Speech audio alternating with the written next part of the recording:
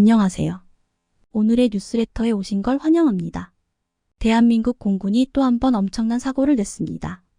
세계 3대 에어쇼에서 한국의 블랙 이글스가 주인공으로 피날레를 장식하는 등 당시의 화려한 고개 비행의 전율이 느껴질 정도였다고 하는데요. 그런데 최근 각국의 신규 전투기 사업에서도 좋은 소식이 잇따라 이어지며 벌써부터 대박 조짐이 이어지고 있다고 합니다. 여기에 더해 한국 역시 쐐기를 박을 한 방을 준비하고 있다는데 경쟁국을 모두 압도하고 있는 FA-50의 현 상황에 대해 자세히 알아보겠습니다. 대한민국 공군의 특수비행팀 블랙 이글스가 세계 3대 에어쇼 중 하나인 싱가포르 에어쇼 2024 첫날 가장 마지막 에어쇼 팀으로 이륙해 고난도 고개 비행을 선보이며 금산 항공기 우수성을 과시했습니다. 싱가포르 에어쇼는 프랑스 파리 영국 판버러 에어쇼와 함께 세계 3대 에어쇼로 블랙 이글스는 2014년을 시작으로 지금까지 꾸준하게 참석 러브콜이 들어오고 있는 중인데요. 블랙 이글스의 화려한 퍼포먼스에 일반 관람객은 물론 함께 참가한 외국군 조종사들까지 놀라움과 찬사를 보낼 정도였는데 이번에도 마찬가지였습니다. 실제로 이번 싱가포르 에어쇼의 주인공이 한국의 블랙 이글스였다고 말할 수 있을 정도로 화려한 기량을 뽐내며 당시 현장에 참석한 3만 명의 관객들 가운데 어느 한 명 한눈을 팔지 않고 내내 블랙 이글스를 쫓기에 바빴다고 합니다. 이날 블랙 이글스는 8대 전투기가 만드는 승리의 V 대형으로 포문을 열었는데요. 이어 다이아몬드 대형과 사랑의 하트 모양을 만들었고 블랙 이글스만의 트레이드마크인 태극 문양으로 하이라이트 장면을 완성하며 드넓은 싱가포르 상공에 우리의 정체성을 드러냈습니다. 이어 전투기가 수직 상승하며 돌풍 형태를 만드는 토네이도 랜딩을 마지막으로 총 20개의 기동으로 구성된 모든 프로그램을 끝마치며 성공적인 피날레를 장식했습니다. 이렇듯 다이아몬드, 아파치, 롤, 블루밍 브레이크 등 고난도 기동을 성공적으로 선보인 블랙 이글스 조종사들 착륙 후 그들만의 구호인 블랙 이글스 팀워크를 외치며 필승 코리아의 의지를 다졌는데요. 싱가포르 에어쇼를 성공적으로 마친 블랙 이글스는 곧장 필리핀으로 이동해 다음 달에 열리는 한 필리핀 수교 75주년 기념 에어쇼에서 또다시 주인공으로 등장할 것으로 보이기 때문입니다. 필리핀 에어쇼에서는 블랙 이글스와 필리핀 공군의 FA-50PH가 함께 비행을 선보일 예정으로 앞서 우리가 필리핀 공군에게 납품한 FA-50PH가 투입돼 더욱더 의미 있는 시간이 될 것으로 보입니다. 그런데 최근 필리핀에서 신규 전투기 12대를 구매하는 사업을 진행하기 위해 1조 5천억 원의 예산을 책정했다고 소식이 전해졌는데요. 중국의 위협에 대응하기 위한 건데 해당 사업에 대해 우리가 주목해야 하는 이유가 있다고 합니다. 주요 외신에 따르면 필리핀 정부는 차세대 전투기 도입 사업을 기존 계획보다 대폭 확대하기 위한 것으로 알려지면서 스웨덴 방산 기업 사부가 그리펜을 앞세워 파격적인 조건을 제시하며 필리핀 사업에 도전장을 내밀었습니다. 이런 이유로 사부 관계자는 지난달 열린 싱가포르 에어쇼에 참가한 필리핀 방산 관계자들과 접촉해 딜을 제시했으며 스웨덴 공군에서 인수하지 않은 신규 전투기에 가까운 그리펜 모델을 일부 업그레이드해 공급하겠다고 한 것으로 전해집니다.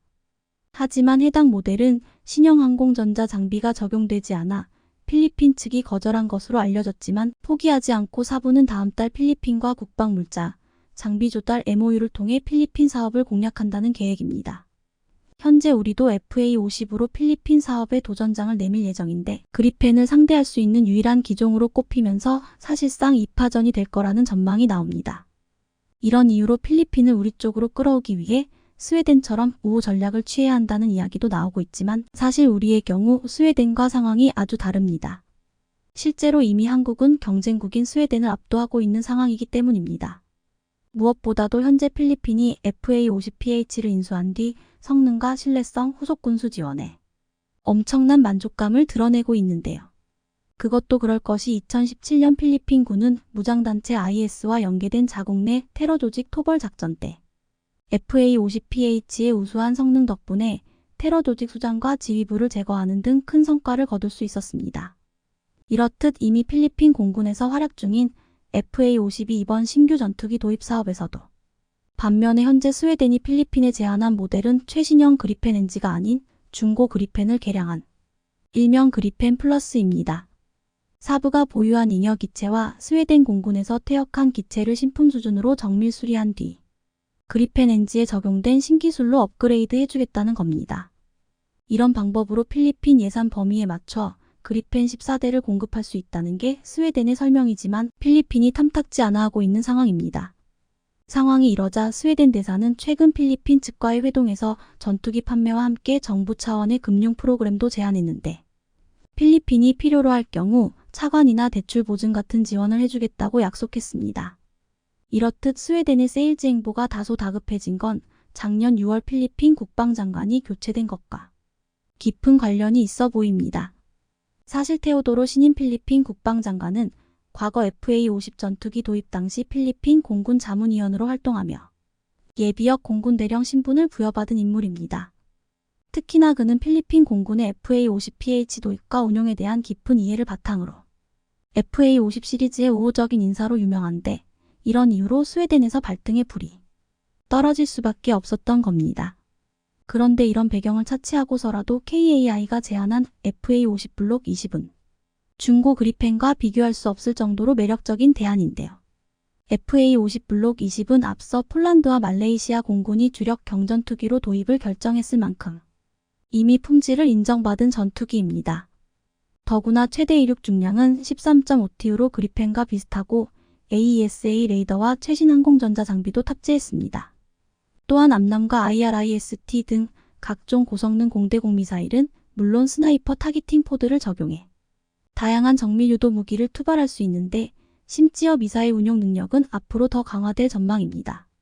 무엇보다 FA-52 그리펜을 압도하는 건 가격 경쟁력으로 폴란드, 말레이시아 수출이 성사되면서 이미 규모의 경제를 확보한 상태입니다. 실제로 앞서 언급한 모든 사양의 예비 부품과 무장을 합쳐도 FA-50의 대당 가격은 600억 원이 넘지 않을 거라는 추산이 나옵니다. 심지어 KAI은 신형 12대를 필리핀에 공급하는 것에 더해 기존 FA-50PH 성능 개량도 가능하다는 뜻을 필리핀에 제안했다고 하는데요.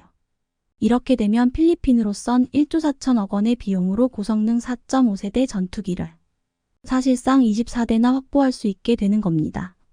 사실상 지금 같은 분위기가 이어진다면 악성 재고의 그리펜과 달리 FA-50의 필리핀 수출은 성공적으로 이뤄질 것으로 보입니다. 게다가 필리핀 공군이 운영하는 FA-50은 최근 진행된 모의 공중전에서 핵폭격기 전력까지 호위하면서 중국 등 주변국을 발칵 뒤집어 놓으며 필리핀의 든든한 오른팔이 되고 있는데요. 이번 합동작전에 참가한 폭격기는 괌에서 필리핀으로 향하는 과정에서 필리핀 공군이 영공에 들어온 폭격기를 호위해 순찰하고 빠져나가면서 훈련이 성공적으로 마무리됐습니다. 이로써 필리핀에서 FA-50은 작년 말 진행된 전투기의 가상 공중전 이후 이번에 폭격기에 대한 호위 임무까지 맡으면서 전투기 성능을 완전히 입증하게 됐습니다. 실제로 FA-5001 핵심 임무에 투입되는 일이 빈번해지며 필리핀에서의 가치와 위상이 한층 더 업그레이드되는 모습입니다. 그리고 앞서 FA-50은 작년에 필리핀에서 진행된 필리핀 공군 훈련 과정에서 현존 최강 5세대 스텔스기로 불리는 미국 F-22 랩터를 격추하는 믿기 힘든 일을 저질러 시끌벅적했었습니다. 당시 필리핀 공군은 자국군이 한국에서 도입한 FA-52 5세대 전투기인 F-22를 잡아내는 역사상 유례없는 성과를 냈다며 항공기 앞 유리에 관련 정보를 표시해주는 증강현실 화면을 언론에 대대적으로 공개하며 놀라움을 감추지 못했었습니다. 게다가 반대편 대륙에서도 FA-50에 대한 좋은 소식이 들려오며 분위기를 한껏 달아오르게 하고 있는데요. 방산업계에 따르면 최근 우리 방사청과 콜롬비아군 가망당국이 군용 항공기 가망 인증 상호 인정 협정을 체결하면서 FA-50 수출 문이 활짝 열리게 됐습니다. 실제로 방산업계 관계자들은 이번 MOU를 통해 콜롬비아 공군에 노후화된 A-37B 경공격기 교체 사업에서 KAI의 FA-50 경전투기 도입 가능성을 높여줄 거라고 기대했습니다. 실제로 가망 인증은 항공기가 비행 안전규칙과 표준을 준수한다는 걸 인정해 해당 국가의 항공당국이 발급하는 인증서입니다.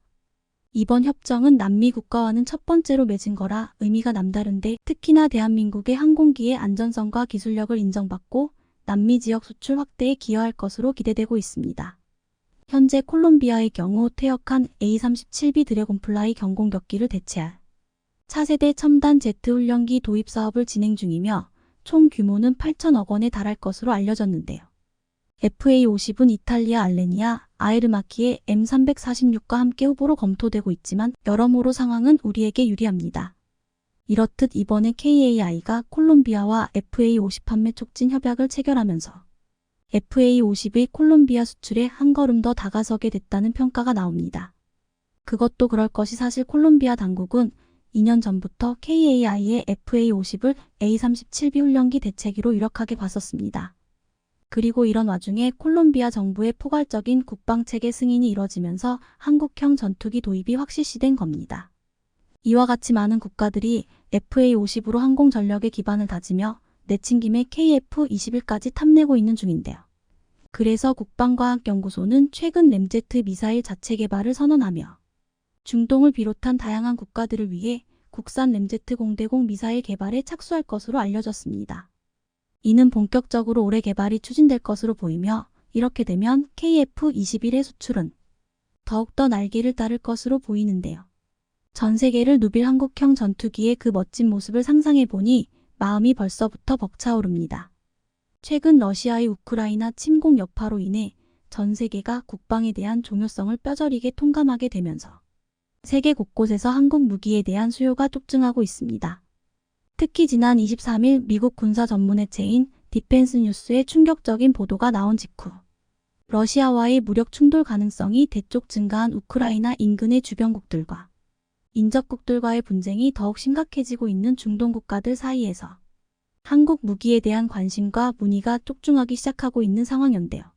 실제로 이번 우크라이나 사태의 여파로 인해 천공, 현궁 등 유도무기에 대한 관심뿐만 아니라 KF-21, FA-50 등 전투기에 대한 문의가 대폭 증가했다고 합니다. 당장 최근만 해도 한국산 방산무기의 압도적인 성능과 신뢰성에 완벽하게 반해버린 폴란드 정부에서 우리나라와 오랜 분담금 문제로 갈등을 빚고 있는 인도네시아를 제치고 향후 KF-21 블록이 사업에 대한 공동개발의 의지를 매우 적극적으로 표출하고 있는 것은 물론이고 우리 방산업계의 오랜 단골 고객이라고 할 수 있는 필리핀 정부 역시 최근 가장 적극적인 움직임을 보이며 국가 핵심 사업으로서 KF-21 도입을 추진하겠다는 입장을 밝히고 있습니다. 이처럼 폭증하는 한국산 전투기 수요에 따라 KAI는 올해 완제기 수출 예상 금액이 1조 3,160억 원 규모로 대폭 증가해 지난해 수출액인 7,659억 원보다 무려 71.8%가량 증가할 것이다 예상하고 있습니다. 여기에 더해 최근에는 예멘 내전을 겪고 있는 중동 국가들 역시 무기 구매가 시급한 상황에서 잇따라 한국 방산업계에 러브콜을 보내고 있는 상황인데요. 결정적으로 올해 초 제9차 한국 UAE 국방장관 회담을 통해 한국형 차세대 전투기 KF-21 보라매에 대한 매우 적극적인 구애 의향을 밝혀왔던 아랍에미리트 정부가 최근 다수의 군사 전문 매체에서 보도되고 있는 충격적인 소식들로 인해 사실상 한국 외의 대안책이 전부 사라져버려 향후 KF-21의 도입이 기정사실화되고 있는 상황입니다. 실제로 당시 모하메드 알 보아르디 UAE 국방특임장관은 서울에서의 장관급 회담을 마친 뒤 무려 440km 떨어진 경남 사천시 한국항공우주산업을 직접 방문해 KF-21, T-50, 소형 무장헬기 등 주요 무기체계 생산시설과 차세대 위성 관련 개발 현장에 깊은 관심을 표했는데요. 심지어 이 역시 UAE 측의 매우 적극적인 사전 요청에 의해 진행된 것으로 알려지게 되면서 현재 다수의 군사 전문 매체들과 외신에서조차 최근 한국과 UAE가 보다 발전된 형태의 방산협력 논의가 나오고 있다는 보도가 쏟아지고 있는 상황입니다. 실제로 최근 해외 군사 전문 매체 조나, 자카르타 GONAJAKARTA와 아비아치 온라인 AVIACIOLINE에서는 미국이 스텔스 전투기 판매를 꺼리고 있는 분위기 속에서 KF-21 보라매는 UAE가 원했던 F-35의 새로운 대안이 될 수 있을 것인가? 거의 동시에 개발된 KF-21 보라매와 수-75 체크메이트의 차이는 무엇인가? 기사를 통해 현재 UAE가 한국산 전투기 도입에 극도의 관심을 보이고 있는 이유를 심층 분석해 나가고 있었는데요. 매체는 그간 UAE가 역사적으로 오랜 파트너십을 구축해온 미국과 유럽에게 무기를 수입해왔고 현재 UAE가 기존에 운용하던 노후화된 전투기를 교체하는 과정에 높인 가운데 최근 급격하게 변하기 시작한 중동의 정세와 맞물려 이제 새로운 파트너를 찾게 되었다고 전하고 있었습니다. 당초 트럼프 행정부 시절 UAE는 미국과의 F-35 50대 수출에 대한 논의를 적극적으로 타진해 나가고 있었지만 미국 정치권 내에서 UAE가 F-35를 무려 50대나 보유하게 될 경우 오히려 이란을 자극해 중동의 정세가 더욱 급속도로 불안해질 수 있다는 판단하에 판매를 중단한 것이었습니다. 급격히 불안해진 중동의 정세 속에서 매우 심각한 안보 공백이 생겨버린 UAE는 다급히 새로운 대안책을 찾아야만 했는데요. 이에 당초 UAE가 다급히 시선을 돌린 곳은 바로 러시아제 무기였습니다. UAE는 이미 일전에도 러시아제 무기들을 여러 차례 구입한 적이 있어 운용과 도입에 상대적으로 부담이 적었고 당초 UAE가 F-35와 같은 스텔스 전투기 도입을 고집해왔기 때문에 러시아산 무기 도업은 다급히 안보 공백을 메워야만 했던 UAE에게 최선의 대안책이라고 할 수 있었습니다. 심지어 지난해 모스크바 항공우주박람회에서 전격 공개된 러시아산 신형 스텔스 전투기인 수-75 체크메이트는 미국 F-35의 3분의 1 가격에 해당되었기 때문에 UAE 국방부는 고민조차 하지 않고 막대한 자금을 조달한 것으로 분석되었는데요.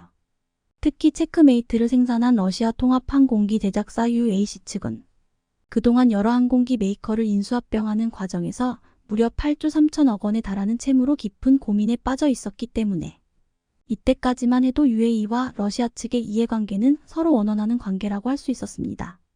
물론 체크메이트는 개발 단계부터 지나친 원가 절감이라는 한계성 때문에 완전한 스텔스 능력을 발휘하는 것에 다소 회의적이라는 평가가 나오고 있었지만 그림에도 불구하고 KF-21과 비교해 성능이 비슷하거나 다소 우수한 레이더 반사 면적 저값 조치를 취한 것으로 평가되기도 했죠. 실제로 이 때문에 세계 각국의 군사 전문가들 사이에선 러시아의 체크메이트가 한국산 보라매의 가장 큰 라이벌로 급부상하게 될 것이라는 분석이 나오고 있었습니다. 그러나 최근 몇 달 사이 우크라이나 전쟁에서 막대한 피해를 입은 러시아가 당장 전선에 보낼 전투기도 부족한 상황. 충격적인 진실이 밝혀짐과 동시에 자국의 스텔스 전투기 중 거의 대부분의 기종을 전면 수출 중단하기로 결정하면서 당초 중국과 인도, 일부 중동 국가들에 대한 수출이 원천 차단된 것으로 전해지고 있습니다. 심지어 더욱 충격적인 사실은 일부 기종의 경우 향후 10년 이상 수출이 완벽하게 불가능할 것으로 전해져 이들 국가들에선 다급히 대안책을 모색하고 있는 상황인데요. 특히 지난해까지만 해도 미국의 F-35와 성능이 찔적할 것이라는 역대급 호연장담을 해오던 러시아의 수-75 기종은 아직까지 단 한 번도 성공적인 시험 비행조차 마치지 못했으며 현재까지는 그저 컴퓨터 그래픽 상에서만 존재하는 항공기 모델이라는 충격적인 진실이 전해지고 있습니다. 엎친 데 덮친 격으로 대표적인 러시아의 수출용 전투기로 계획된 수-57과 수-75두 기종 모두 앞으로 최소 10년간 대외 수출이 아예 불가능할 것이라고 디켄스 뉴스는 분석했는데요. 이는 최근 러시아가 우크라이나와의 무력 충돌 과정에서 광범위한 지역의 패배가 기하급수적으로 누적되기 시작하자 다급히 자국의 주요 방위산 업체들의 미사일과 탄약 생산을 최우선적으로 늘릴 것을 지시한 것으로 알려졌기 때문입니다. 이에 따라 필연적으로 러시아군의 향후 전투기 생산량은 급감하게 될 수밖에 없는 상황이며 심지어 무려 1년 가까이 지속된 서방 측의 테러 제재로 인해 전투기 생산에 필수적인 반도체와 주요 항공기 부품이 매우 부족해져 항공기 생산에 필요한 핵심 공작 기계의 가동이 대부분 중지된 상태인 것이죠. 실제로 현재 이러한 초유의 문제들을 떠안고 있는 러시아군 전투기들은 우크라이나 전선에서의 무리한 출격과 생산 공장의 급조, 부품 부족에 따른 정비 소홀과 불량률 증가라는 억대급 대환장 콜라보로 인해 최근 터무니없는 추락사고가 하루가 멀다 하고 발생하고 있는 상황입니다. 결과적으로 가장 발등에 붓이 떨어졌다고 할 수 있는 UAE 쪽에선 다급히 자국의 심각한 안보 공백을 완벽하게 채워줄 만한 새로운 국방협력 파트너를 물색하는 과정에서 최근 한국 방산업계와의 대규모 협력 강화를 추진하고 있다고 다수의 매체들은 분석하고 있습니다. 또한 UAE가 러시아 스텔스기의 도입이 재차 좌초된 상황에서 현재 4.5세대 전투기 중 최고의 성능과 무장 탑재량을 보유하고 있는 KF-21이 가장 우수한 대안책으로 급부상하고 있는데요. 실제로 지난 방한 당시 직접 KAI를 방문해 한국의 방산산업 역량에 대한 극찬을 아끼지 않았던 알 보아르디 장관은 한국과 UAE 간의 밤산 협력이 가장 최우선시 되어야 한다. 재차 강조했을 정도로 현재 UAE는 한국 방산업계에 거는 기대감이 엄청나다고 할 수 있었는데요. 그 이유는 바로 최근 급속도로 악화되기 시작한 중동의 정세 속에서 UAE는 최대한 빠른 시일 내에 강력하고 검증된 다양한 무기를 신뢰할 수 있는 국가에게서 안정적으로 도입해야만 하는 상황이기 때문이었습니다. 그런데 사실 이러한 UAE의 까다로운 조건들을 모두 만족시킬 수 있는 국가가 현재 전 세계에서 오직 한국만이 유일하다고 할 수 있는 상황인데요.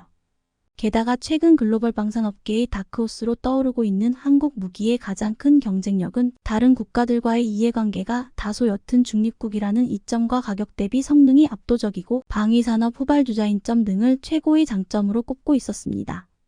실제로 한국은 정치적으로 중립국을 표방하고 있기 때문에 수출 경쟁국인 러시아와 중국 무기에 비해 무역 제재 등의 리스크가 없습니다. 특히 최근 들어 무기 수출로 유명한 러시아가 역대급 뻘짓을 벌이게 되면서 무기 수출까지 어려워진 상황이라 이번 기회를 통해 한국 방위산업계가 새로운 도약의 발판을 마련하게 되었다는 외신들과 군사 전문 매체들의 분석이 쏟아지고 있는 이유인 것입니다. 한국은 미국과 러시아 등에 비해 방위산업의 후발주자인 점도 수출 경쟁력을 높이는 이유 중 하나로 꼽히고 있는데요. 기술이 개발된 지 얼마 되지 않아 생산 라인이 멈추지 않고 최소 10년 이상 가동될 가능성이 매우 높기 때문이죠. 실제 FA50과 T50 같은 경우에도 경쟁국의 기존과 달리 현재 생산 라인이 매우 활발하게 가동되고 있고 2032년까지 120대 실전 배치를 목표로 두고 있는 KF-21의 생산 라인은 말할 것도 없는 상황입니다. 각국의 무기 수요가 긴급해진 상황에서 생산 라인 운용 여부는 매우 중요한 고려사항이 되기 때문에 최근 한국 방산업계의 경쟁력이 급부상하고 있는 것이죠. 또한 첨단 무기 개발에 있어서도 기존 방산 선진국들에 비해 다소 뒤처진다고 할 수 있을지라도 후발주자가 갖게 되는 이점 역시 존재하는 상황인데요. 최근 들어 한국 방산업계가 전력화시키고 있는 무기들 중 대부분은 가장 최신 기술과 소재들을 적용해 생산하고 있기 때문에 이번 우크라이나 사태를 통해 군의 현대화가 자국의 전력 향상에 있어 얼마만큼 지대한 영향을 끼치는지를 직접 목격한 세계 각국에서 현재 한국 방산업계에 잇따른 러브콜을 보내고 있는 결정적인 이유인 것입니다. 연전연승을 이어가고 있는 한국 방산업계에 있어 또 하나의 놀라운 소식이 전해졌습니다. 바로 3조 원에 달하는 KE 전차 수출을 성공한 것인데요. 루마니아에서 한국 KE 전차를 강력하게 요구했다고 합니다. 루마니아 국방장관이 직접 KE 전차를 보고 엄지를 치켜들 정도로 만족감을 표현했다고 하는데요. 승승장구하는 한국 방산이 이룬 업적과 현재 진행형인 인기에 대해 지금부터 자세하게 설명해 드리겠습니다. 성황리에 행사를 마친 대한민국 방위산업전 DXKOREA 그 어느 때보다도 화려한 개막식은 물론이고 국내외를 막론하고 한국 무기에 대해 관심이 높은 가운데 전 세계 군사 관계자들의 눈이 한국으로 집중했습니다.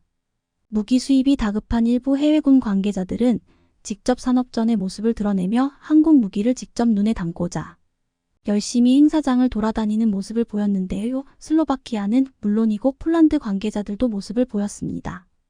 그 중에서도 루마니아 국방부 장관은 깊은 관심을 보였는데요. 그가 특히 눈길을 준 한국 무기는 바로 KE 전차였습니다. KE를 생산하는 현대로템 부스의 직접 모습을 드러내며 꼼꼼하게 모든 부분을 관찰했다고 하죠. 바실레 든쿠 루마니아 국방부 장관은 KE 전차 설명을 듣고 실물을 직접 다 만져본 이후에 침묵에 잠겼다고 합니다. 그리고 이내 엄지를 치켜들며 만족했다고 하는데요. 놀랍게도 바실레 든쿠 장관은 며칠 후 깜짝 놀랄만한 발표를 하게 됩니다.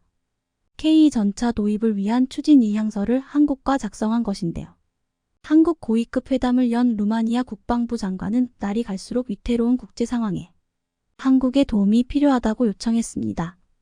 특히나 루마니아 국경지대를 위협하며 러시아 군대가 모습을 드러내는 한편 대규모 동원령까지 내린 러시아가 다른 국가까지 침범할 수 있다는 메시지를 전했기 때문에 루마니아 입장에서는 강력한 무기가 필요한 상황. 그런 와중에 옆 국가인 폴란드가 한국 무기를 급하게 구매하면서 루마니아는 한국 무기 도입을 진지하게 고려했습니다. 그는 강력한 한국 무기만 있으면 러시아를 물리칠 수 있다고 생각했죠. 약 3조 원에 달하는 방산 무기 계약에 대해 적극적으로 나선 루마니아는 KE 전차 외에도 K9 자주포에 대해서 관심을 보였다고 하는데요. 되도록이면 한국 무기 패키지 딜을 하고 싶다는 의사를 보이며 폴란드와 비슷한 형태로 계약이 진행 중인 것이 알려졌습니다. 한국 무기에 대한 대단한 신뢰를 보인 것이라 할 수 있는데요. 여러 가지 요소가 있지만 패키지 딜을 통해 다수의 무기를 싼 값에 빠르게 수입할 수 있다는 장점이 루마니아 입장에서 계약을 서두른 이유라 할 수 있는데요. 게다가 인접 국가인 폴란드와 슬로바키아 역시 한국 무기 수입을 원하며 향후 부품 수입과 기술 이전 논의가 진행될 경우 이들 국가와 협력해 부품 수급 및 정비에 있어 규모의 경제를 누릴 수 있다는 점 역시 주요했다는 분석도 나오는데요. 폴란드로 시작된 방산 협력이 도미노 효과를 일으켜 주변 국가에도 퍼지면서 다른 국가 무기를 구입하는 것보다 한국 무기를 구입하는 것이 더 이득이라는 결론이 나온 것입니다. 현지 생산 공장 및 협력에 있어서 같은 무기 체계를 공유하는 국가들일 경우 부지 선정에 있어서 여러 곳을 염두하고 공장 설립을 추진할 수 있기에 한국 방산 기업들 입장에서도 더욱 유리한 조건이 아닐 수 없습니다. 이웃 국가인 독일 레오파르트 전차 도입을 생각해도 됐지만 루마니아 입장에서 한국 무기를 선택한 것은 바로 빠른 생산에 있는데요. 현재 동원령을 내리며 빠른 수의 군인 확충을 목표로 한 러시아가 무슨 짓을 저지를 수 있을지 모르기 때문에 루마니아 입장에서는 전차 수입을 마냥 기다릴 수 없는 상황입니다. 그렇기에 가성비 면에서 전 세계 최고를 자랑하고 납기일 완벽 준수와 기술 이전에 있어 완벽한 이전을 자랑하는 대한민국 무기를 루마니아 입장에서는 거부할 이유가 없던 것이죠. 하지만 모든 조건이 완벽해 보인 K전차 도입에 있어 루마니아는 상당한 고민을 해야 했다고 합니다.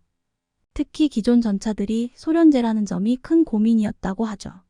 루마니아의 현재 주력 전차는 구소련 시절 제작된 T-55AM 전차입니다. 1세대 전차인 이 전차는 소련을 포함해 동유럽권에서는 베스트셀러 제품으로 큰 인기를 누린 제품입니다.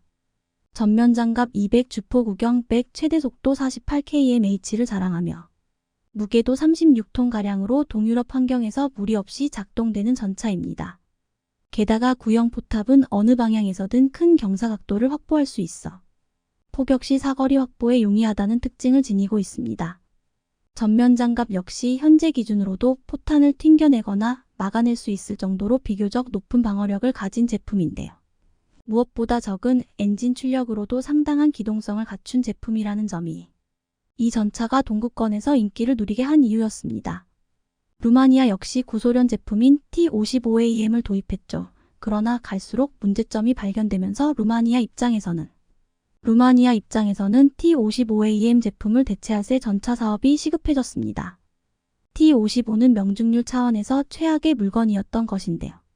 1000m 이상만 떨어져도 명중률이 급격히 떨어지는 모습을 보이며 전차로서 결격 사유가 분명한 제품이었던 것이죠. 게다가 방어력을 높이면서 거주성을 낮추는 최악의 실수를 저지른 것인데요. 장갑을 증강하면서 전체적인 체적을 감소시킨 것입니다. 차내 여유 용적이 극단적으로 감소한 덕분에 운용하는 사수들은 T-55의 좁은 실내에서 고동을 받아야 했죠. 게다가 체적이 줄어들면서 보조 무장과 기타 무장을 갖출 수 없게 되면서 드론이 날아다니는 현대전에서 아무런 쓸모를 보일 수 없는 물건이 되었습니다. 결국 루마니아는 신사업을 통해 전차 수입을 고민했습니다. 이때 루마니아는 빠른 배치와 적응을 위해 소련제 디자인과 무기 체계를 계승한 러시아산 무기를 고려했다고 합니다. 기존 T-55AM 무기에 익숙한 루마니아 병사들을 위한 처사였죠. 하지만 정치적인 문제가 개입되었습니다. 러시아와 루마니아는 오랜 앙금을 지닌 국가로 루마니아 입장에서는 러시아 무기를 받는 것은 적의 무기를 수입하는 것이기에 탐탁치 않아 했습니다. 과거 루마니아 왕국의 영토였던 몰도바를 러시아 제국이 강제로 병합해 몰도바가 루마니아로부터 떨어져 나갔던 적이 있습니다. 이 사실에 항상 분노한 루마니아인들은 러시아를 경원시했는데요. 무기 도입에 있어서도 이는 마찬가지였습니다. 아무리 급하다고 해도 러시아 무기는 받지 말자는 의견이 있었기에 루마니아는 결국 사업 방향을 다른 곳으로 들게 됩니다. 가장 먼저 고려한 대안은 독일이었죠. 그러나 독일 전차는 성능은 확실한 반면 너무나도 늦게 나오고 비쌀 뿐더러 시설 및 부품 이전에 대해 악명이 높았습니다. 결국 루마니아는 독일 전차를 포기해야 했는데요. 그 순간 운명처럼 찾아온 국가가 바로 대한민국이었다고 합니다. 너무나도 루마니아 조건에 딱 들어맞는 조건을 갖춘 대한민국에 루마니아는 계약을 거절할 이유가 없었죠. 폴란드의 K전차 납품을 위해 일정을 서두르고 있던 현대로템은 루마니아 계약 체결까지 이어지면서 더욱 바쁜 나날을 보내며 일정 맞추는 일이 시급해졌습니다. 폴란드가 1차 물량 시기를 앞당기자고 제안하며 빠른 전차 수입을 원하는 한편 루마니아도 폴란드 이전과 더불어 루마니아도 빠른 물량을 받을 수 있게 조치해달라는 부탁을 하면서 현대로템을 향해 끊임없이 구애하는 상황. 덕분에 현대로템은 일손이 부족해 세 자릿수 규모의 특별 채용은 물론 경력직과 신규 직원 채용에 나서는 모습을 보였습니다. 올해 상반기 250명 채용에 이어 하반기에도 엄청난 채용을 계획하는 등 일손을 충당하기 위해 인력 모집에 열을 올리고 있죠. 그러나 현재 충원되는 인력만으로 감당하기 어려울 전망인데요. 이미 슬로바키아에서도 K 전차에 대한 논의가 있는 한편 리투아니아에서도 빌리우스 세메스카 국방부 차관이 신범철 국방부 차관과 만난 자리에서 방산 수입 및 논의를 했다고 합니다. 한국 육군의 대규모 기동 화력 시험에 참여했던 그는 실제 훈련에서 보여준 한국군의 화력에 깊은 감명을 받았다고 하고 양국 사이의 방산 협력 강화를 위한 구체적인 논의를 했다고 합니다.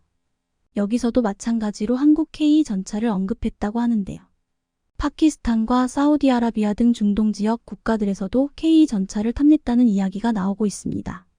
그 중에서도 가장 구체적인 수량 논의까지 나오고 있는 곳이 이집트로 알려져 있는데요.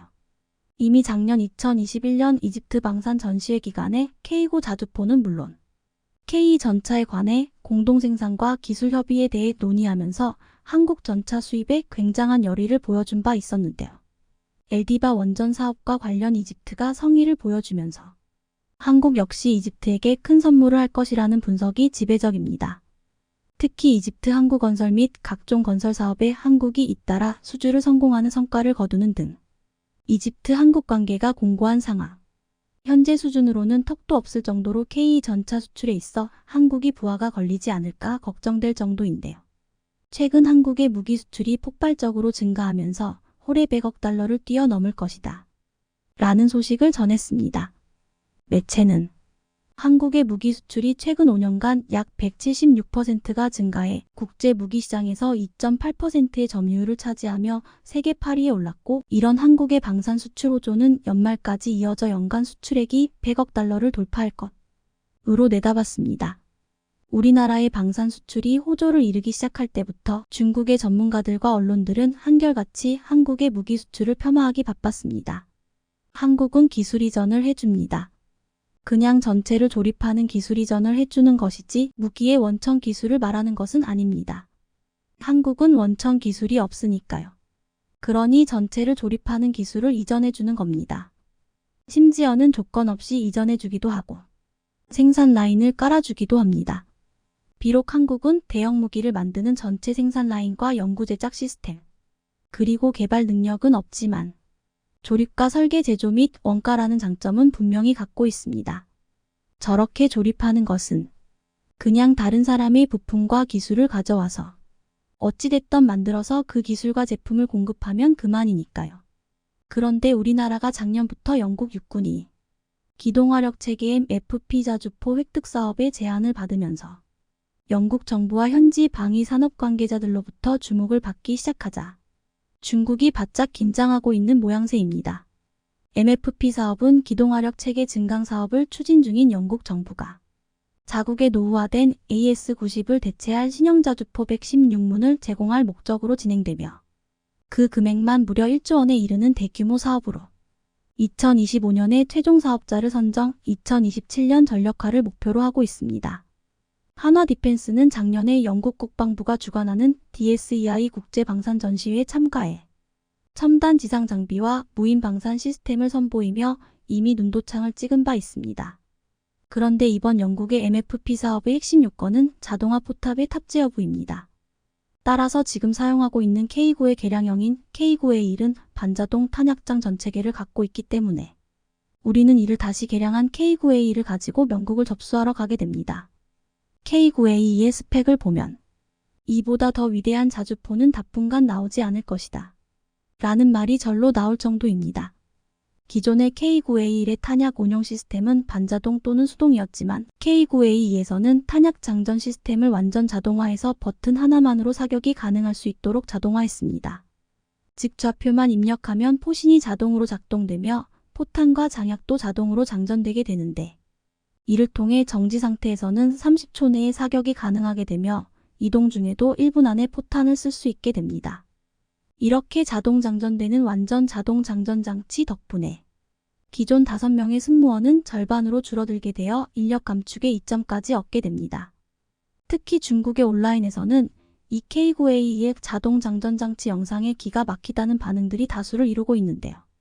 K9 자주포 2차 성능 개량의 핵심 기술로 개발된 자동화 포탑입니다. 155mm 포탄과 새로 개발된 둔가마 장약이 동시에 자동으로 이동 및 장전되고 있습니다. 핵심 기술 개발 완료된 자동화 포탑에서 발사되는 장면입니다. 여기에 포탄 문용 장치를 유압식에서 전기식으로 바꿔 기존 분당 6발의 발사 속도를 910발로 증가시켰으며 현재 3분간 최대 18발을 발사할 수 있는 수준에서 3분간 최대 27발을 발사할 수 있게 업그레이드되며 여기에 사거리도 54km로 대목 늘어나 화력이 한층 더 강화되게 됩니다. 또한 기존의 포탄 위에 달린 K6 중기관총 운용을 수동해서 원격 사격 통제체계 RCWS로 개선되어 사수가 밖으로 나오지 않고도 내부에서 원격으로 통제하는 것이 가능해졌습니다. 게다가 복합 소재 고무 궤도를 장착해 기동성 향상까지 얻게 되었습니다. 한화 디펜스는 방산의 본고장, 군수산업의 선진국인 영국을 제패하기 위해 지난 9월 레오나르도 영국법 윌리어나도 UK과 피어슨 엔지니어링 피선 엔저니링 그리고 세계 최대 방산 기업인 록히드 마틴의 영국법 일라크이드 마턴 UK까지 공식 합류한 팀 선더를 이미 출범시켰습니다. 그리고 지난 30일 팀 썬더는 트위터를 통해 오는 22일부터 23일까지 영국에서 열리는 DVD 포럼 2022 전시회 참가를 위해 K9A가 영국에 도착했으며 한화 디펜스는 유럽 최초로 최신 K9 썬더 자주포를 전시한다. 라고 밝혔습니다. K9은 우리나라가 독자 기술로 개발한 자주포로 52구 경장 자주포로는 독일에 이어 전 세계에서 두 번째로 개발한 한국을 대표하는 무기입니다. 2000년, 2017년까지 세계 자주포 시장의 48%를 차지했으며 최근 노르웨이, 호주, 이집트, 폴란드와의 수출 성공에 힘입어 지금은 65%의 점유율을 차지하고 있는 그야말로 천하를 통일한 적수가 없는 무기라 할 수 있습니다. 이러니 올해 4월 중국의 한 군사 전문가는 인정할 것은 인정해야 한다는 이례적인 말을 하기도 했습니다. 최근 한국의 K9 썬더의 판매가 심상치 않습니다. 터키, 인도, 이집트, 호주, 핀란드와 연달아 계약을 체결하는가 하면 이제는 서방 국가의 본진인 영국의 차세대 자주포 사업 입찰에 뛰어들었습니다. 세계가 한국의 K9를 차세대 자주포로 지켜 세우는 것에 대해 많은 이들이 떨떠름해합니다. 원인이야 다들 아시잖아요. 하지만 모두들 이게 기분 나쁘다며 이 사실을 받아들이려 하지 않는데 하지만 한국의 K9이 잘 팔리는 것은 사실입니다. 중국 언론들은 작년 6월부터 끊임없이 이번 한국의 영국 자주포 시장 공략과 관련한 뉴스를 내보내고 있습니다. 만약 우리가 이번에 방산 선진국인 영국을 뚫는다면 중국은 앞으로 한국산 무기를 비난할 명분을 잃게 될 것이며 만약 우리가 이번에 방산 선진국인 영국을 뚫는다면 중국은 앞으로 한국산 무기를 비난할 명분을 잃게 될 것이며 영국의 자주포를 판다는 것 자체가 우리나라 무기의 우수성을 전 세계에 알리는 계기가 되면서 자연스럽게 자국의 무기와 비교가 되기 때문입니다. 일반 수출과는 달리 방위산업의 수출의 의미는 국가의 생존을 타국에 의지한다는 것이며 이는 국가 간 신뢰, 믿음이 최고점에 이르렀을 때 가능한 것으로 한국이 끊임없는 무기 수출을 통해 동유럽을 비롯한 유럽 국가들과 더욱더 강한 동맹의 힘의 연대를 과시하는 것. 중국에게 좋은 점은 없기 때문입니다. 한국의 K9A가 특별한 일이 발생하지 않는 한 영국 입찰에서 순조롭게 우위를 점할 것이다. 현재 한국산 자주포와 경쟁할 상대를 찾기가 어렵다. 라는 뉴스를 일찌감치 내보내기도 했습니다. 해당 내용을 접한 중국 네티즌들은 어떤 반응을 보일까요? 9위 내부 자동 잠전 모습을 보니 불티나게 팔릴 것 같아. 발사 라인을 포탑 후미로 옮긴 것 같은데 로봇 2대가 같이 포탄을 전달하는 건 봐 살벌하다 진짜. 한국의 저 자동 잠전 장치를 보니 진짜 자주포가 뭔지 이제야 알겠어. 그럼 위에 연필도 포병전에서 북한이 2차 대전 때나 쓰던 견인포도 이기지 못했는데 딱 봐도 지금 한국산과 경쟁할 서양의 자주포가 없어 비교 자체가 의미 없다는 말이야. 저 자주포를 포함해서 한국산이 몸바를 것들이 있단 말이야. 배울 점이 있어. 정말 기가 막히네. 자동화가 장난 아니네. 가볍게 볼 물건이 아니야. 전쟁 터지면 저렇게 복잡하게 잠전하는 거 별로인데. 키보드 워리어를은 K9 봤으니 그래도 북한의 포틀은 이기지 못한다고 또 떠들어야지. 장난 아니네. 하이 레벨이야. 역시 세계 판매량 1위라서 그런가. 물건이네. 우리나라가 이번 영국의 MFP 사업에서 결실을 이뤄낸다면 방산 선진국 명국을 넘어 유럽 전역으로 진출할 수 있는 유리한 고지에 오를 수 있게 될 것입니다. 전 세계로 판매되는 우리나라의 이런 무기들이 전쟁이 발발한 곳이 아닌 전쟁을 막을 수 있는 유용한 도구로 사용되기를 바랍니다. 시청해주셔서 감사합니다.